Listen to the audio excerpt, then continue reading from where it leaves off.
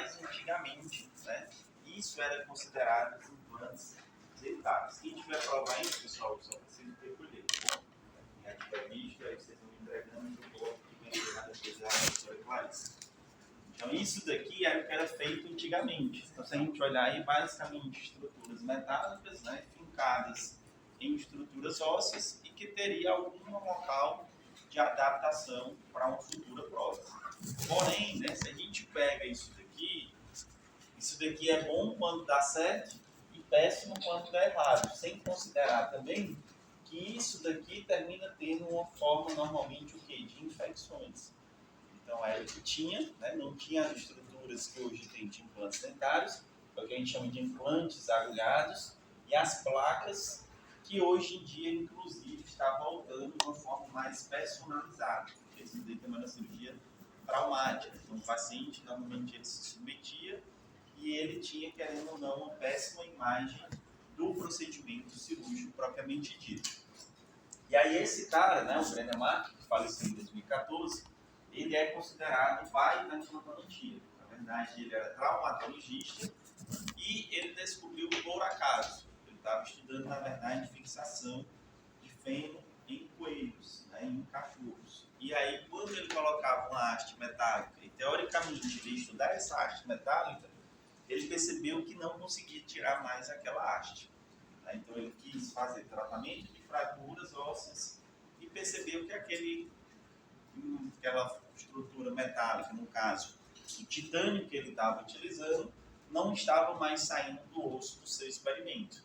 E aí surgiu, então, né, um conceito denominado de ósseo-integração, que seria justamente essa união direta do implante dentário à estrutura óssea. Então, é um imbricamento que gera como se fosse uma união direta dos dois materiais.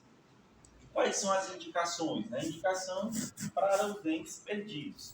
Então, a gente tem, obviamente, uma indicação se houver a falta de algum elemento dentário. Né?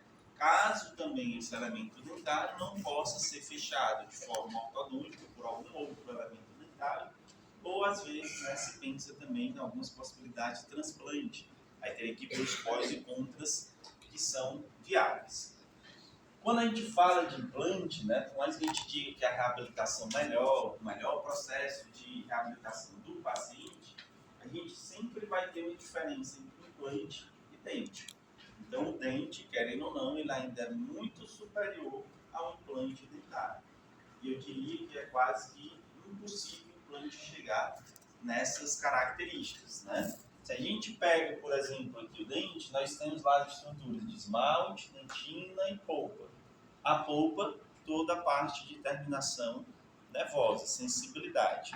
Então, não somente a parte de dor, mas também a capacidade, né, ajuda no processo de propriocepção e nocicepção. Da mesma forma que se a gente pega o dente, a gente tem entre ele e o osso um ligamento periodontal. O ligamento periodontal tem células que ajudam no processo tanto de limpeza ao redor do dente, né, o líquido crepicular, como também vai ter a questão de absorção da força do impacto. Então, é um mecanismo de defesa do dente. O dente, muitas vezes, vocês pegam lá um dente com mobilidade grau 1, se vocês fizerem um tratamento, raspagem subgengival, tira de oclusão, se for um trauma mais agudo em determinado elemento, aquele dente ele volta a ficar firme novamente e perdura por anos e anos e anos. Já quando a gente vem por implante, nós temos basicamente, né, aqui uma coroa, que aí tem diversos materiais hoje em dia, um componente protético, que é titânio, e um implante propriamente dito, que é titânio. Nós não temos mais propriocepção e nocicepção diretamente, tá certo? Então, se você pega um paciente que tem implante superior e implante inferior, e se tiver uma folha de alface entre os dentes dele, talvez ele não perceba que tem aquela estrutura entre os dentes. Mas se você pegar um paciente e você botar um pedaço de uma folha de alface, o paciente ele vai saber que tem alguma coisa entre os dentes dele. Certo? Isso é denominado nocicepção e propriocepção, na verdade. Então, essa é uma das grandes diferenças. A outra questão é o quê? Que ele, por não ter ligamento periodontal, ele se liga diretamente ao osso. Então, todo o impacto da força de mastigação é transmitida diretamente à estrutura óssea adjacente, tá bom?